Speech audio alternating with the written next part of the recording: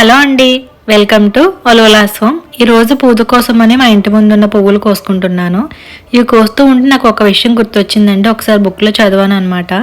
తెలియని వాళ్ళకి తెలుస్తుంది కదా అని మీతో చెప్తున్నాను. ఏంటంటే మన ఇంటి ముందున్న పువ్వులు కాకుండా, అంటే మన చెట్ల పువ్వులు కాకుండా మనం వేరే వాళ్ళ చెట్ల పువ్వులు కోసుకుంటే కనుక, అంటే వాళ్ళకి తెలియకుండా కోస్తే అవి దొంగతనం చేసినట్టు వస్తుందంట. సో అలా దొంగతనం చేసి తెచ్చిన పువ్వులు మనం దేవుడికి మంచి మనసుతో పెట్టినా కూడా ఆ పుణ్యం అంతా కూడా, అంటే పూజా ఫలితం అంతా కూడా వాళ్ళకే వెళ్తుందంట.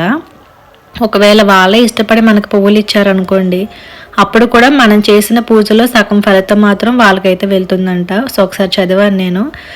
అది మీరే ఎవరికైనా తెలియకపోతే తెలుస్తుంది కదా అని షేర్ చేస్తున్నాను. ఎప్పుడైనా కూడా మనకి పూజ కోసం ఏంటంటే పువ్వులు లేకపోతే కనుక, మన ఇంట్లో మన చెట్ల పువ్వులు లేకపోతే బయట నుంచి కొనుక్కుని తెచ్చి పెట్టుకుంటే కనుక దేవుడికి మనకి మనసుకి హాయిగా అనిపిస్తుంది.